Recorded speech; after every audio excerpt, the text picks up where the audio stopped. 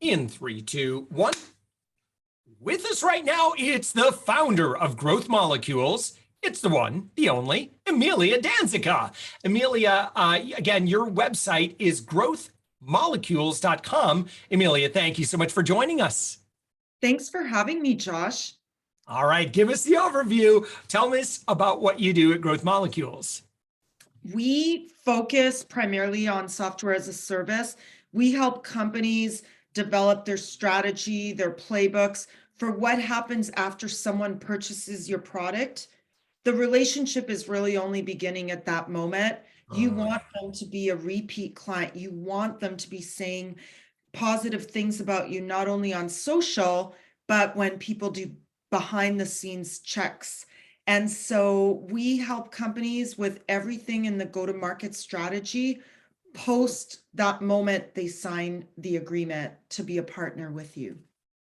Okay, so tell me about so your client is at what stage generally? Because if you've worked with some big companies. Yeah, we have worked with large companies, and with them, we're helping them redefine their strategy. Maybe their ideal customer profiles changed, or they have a new product out. Maybe they are going through transformation with their teams. They have a new leader or lots of new employees. We have a customer success academy and 16 different courses that we take them through, teach them things like how do you apply emotional intelligence to a conversation. No longer is that a soft skill, but rather an essential skill. And then for the earlier stage companies, they may need a fractional leader to come in, build all of their processes, implement systems, hire their employees. We do that as well. Our goal is to always have the most impact in a limited amount of time so that we can essentially replace ourselves with people who can continue where we've started off.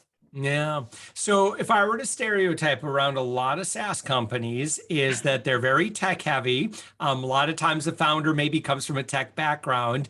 And again, total stereotyping here. And not everyone's like this, but I see a lot of, very functional, very, engineered, designed kind of applications. And the user experience is usually there's a lot of opportunity. we'll say that. Is that, am I sensing something that kind of exists out there? Absolutely. Companies love priding themselves right now. There's this jargon that's going around in the US. I was just in Europe at a B2B SaaS conference, B2B Rocks, and someone said something about product-led growth and said, how many people know what that means? And maybe half a dozen of us raised our hands. Oh, wow. And that's absolutely fine. He said, you don't have to be product led to be successful. And the issue is that too many founders, like you stereotyped, focus so much on the product, they forget to focus on the client experience. And Bain and Company put out a survey to companies and to the consumers and the buyers and said, how many of you think your customer experience with your current products are amazing? And the companies, they asked the same question. How do you believe you're delivering an optimal experience to your clients?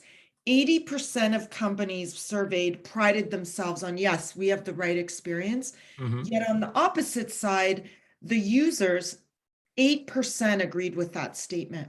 So 80 versus 8, there's a huge discrepancy on what the user's actually experiencing and what the company thinks they're providing. And so that's what we help them do. We help them bridge that gap.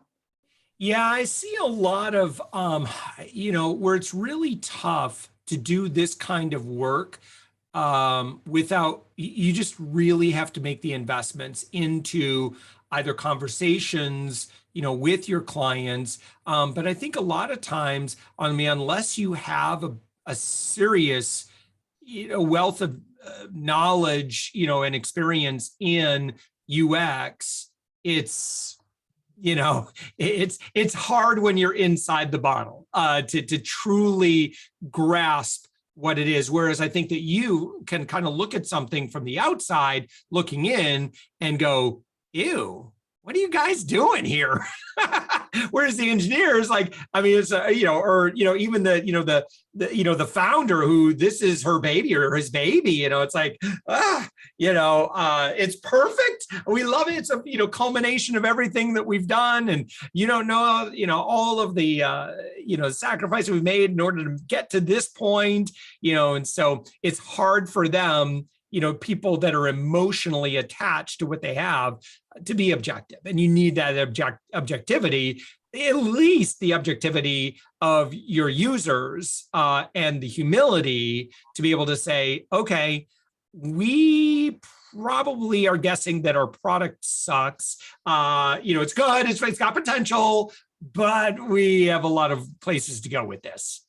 Yes, if you're willing to admit that, you will get a lot farther faster and you'll be around longer. And I love the drift story. They're those little chat bots when you land on a page that asks you, can I help you? And then it alerts someone in sales that they have someone interested in the product. And one of the co-founders of Drift asks everyone to start in support, whether you're an SVP or an engineer, in support, so that you really understand the customer experience. And I encourage all founders, you should be talking to your customers every week. It's the founders that take the time to talk to at least 2 to 3 customers a week that are in tune and going back to their teams and saying, we have to change process, we have to change experience, something's broken. And they're doing it proactively before it's too late. Yeah. What kind of questions should we be asking? Like, what's the difference between, I don't know. I mean, it's easy to just like slap a survey, in your, customers, if you have a SaaS platform, their settings, or, their back office or whatever. But that's not enough. What are some ways that we could be much more proactive?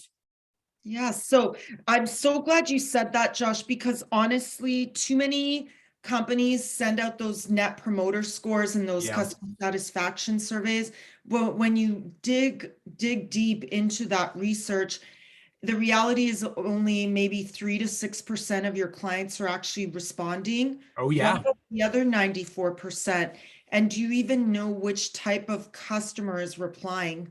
Usually the happy ones, the passive ones. What about the ones that maybe who are paying the most, but they're already checked out and looking at your competitors? Yeah. So I do believe that proactively reaching out based on the data, usage, metrics that you've identified as either growth opportunities or churn opportunities, to be the ones that lead you to have a conversation with those customers, and just be willing to listen. Just don't say anything. Let them talk. Let them walk you through it. I always say show a sense of gratitude, whether it's sending them a small gift card as of a small token of appreciation, or publicly thanking them on social, something so that they know their time is valuable. Yeah. I mean, I think of me as as a consumer, and I'm busy, and no, I don't give a lot of my inner thoughts, or what I'm like maybe verbally saying to my screen.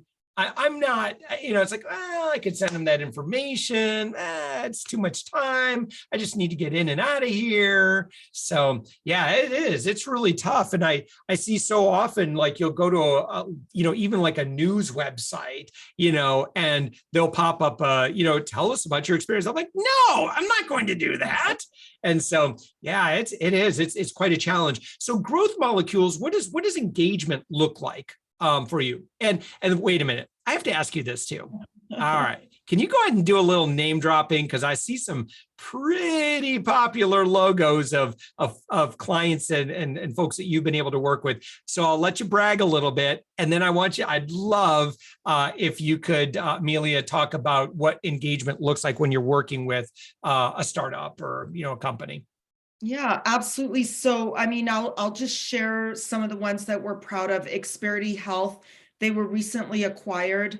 They had they've been around for a long time, and they became very important, especially in the United States during the pandemic. Suddenly everyone's going to urgent care, and they're overwhelmed with people in the offices. And what Xperity offers is a platform to help these companies run their urgent care offices. So being able to go into this organization in person during COVID and educate the team on how to help them better serve their clients, these owners of businesses, of these urgent cares, most of them doctors, it was really rewarding. Our engagements are anywhere between 4 weeks and 7 months, but we really try to make them shorter because we don't want people so attached to us that they can't do it on their own eventually. Mm. We don't want our playbooks to be just created and then they're put on a shelf or in a drive that no one uses.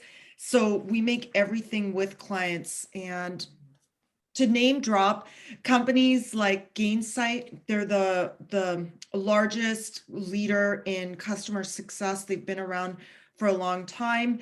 For a customer success company to hire us, for me, I am honored that our team works with them. Other ones will include Aurora Solar. They're disrupting the solar industry. They're well valued at over $1 billion. Whoa.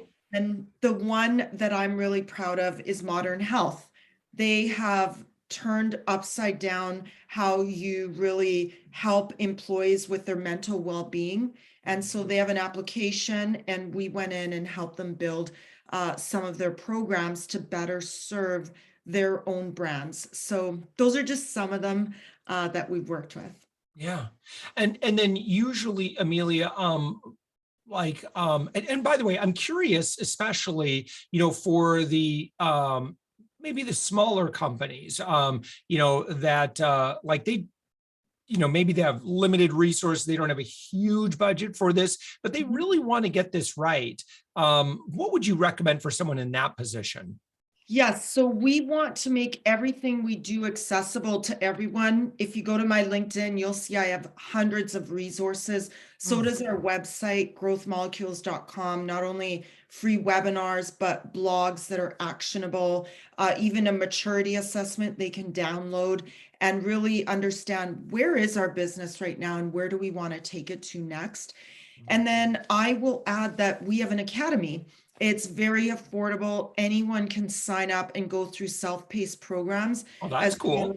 as well as weekly. So we are human. We seek connection. We want to be learning with others in a safe space. So we offer 6-week programs. It's a 1-hour investment a week. And we have customer association certification that they can come out of this program. We offer foundations and advanced customer success training, and we make it very affordable. It's around $500 for each certificate, but they're not just a piece of paper. They're actionable. There's something you can take to a company and show them that you can actually lead a customer conversation that leads growth. And Yeah. so that's what we're really proud of. And those are accessible to anyone at any time. Yeah. So do we find those at growthmolecules.com? Yes, and you just go to training. Oh, nice. Okay, good. Yeah, I mean, I feel like this is like, listen, if you are working with customers and it's a lot of what we're talking about is just not innate. Like they didn't teach you this stuff at coding school. So tech founder school, if there were such a thing, right? So this is really, really great. And again, the website is growthmolecules.com. Is there anything else that when someone goes to growthmolecules.com that you'd recommend that they take a look at? If you are building a customer success team or just thinking about where do I invest my money, I have a webinar that they can watch on demand, and it's about operations. I coach CEOs and chief customer officers, VPs of operations, and too often they're thinking about investing in technology or just hiring more CSMs, without looking at the bigger picture, the strategy, and how do we scale it. And so I recorded a webinar on operationalizing your customer experience, and it's a step-by-step guide on how to do that, because you can have the best tech in the world, but if it's not well implemented and your team isn't using the playbooks, you've just wasted a lot of company money. And Oh, yeah. too many companies do that. That's why change management is a multi-billion-dollar industry. My goodness. All right. So Amelia Danzica, again, you're the best title for you founder, right? Founder, and I'm proud to say my co-author and I wrote a book Yes. about pressing on as a tech Yeah. mom. We're both moms, and we've held all sorts of positions in tech, and we need more women to stay in tech. There's been a huge exodus, especially during COVID. And so we did a huge research project. We interviewed a dozen women, which we feature, and then we surveyed over 300 women globally. And the book we wrote is the outcome, not to mention our own personal stories working in Silicon Valley and in the tech space for over 20 years. Yeah. So the title is Pressing On as a Tech Mom, How Tech Industry Mothers Set Goals, Define Boundaries, and Raise the Bar for Success. The paperback and Kindle are both available on Amazon, which you can get to the book. I think it's, where did I see? I saw it on your website, Growth Molecules. Yeah. Anyway, you could also just search it on Amazon for Pressing On as a Tech Mom, and you'll find it there. You got a lot of good reviews, 75 5-star reviews and counting. So congratulations on that.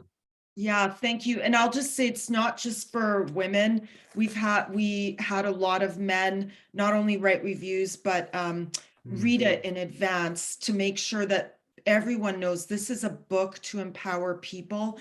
And for the men out there who are in leadership roles, you have the ability to lift others up. And so we just wanted to give this resource out to people so that they know why moms should stay in tech, and that we are the voice of these products that are being created because we're the consumers of them as well. Yeah. No, I get that. So again, Pressing On as a Tech Mom is the book that's on Amazon. And then of course, again, your website is growthmolecules.com. Amelia Danzica, thank you so much for joining us. Thanks so much for having me on your show, Josh.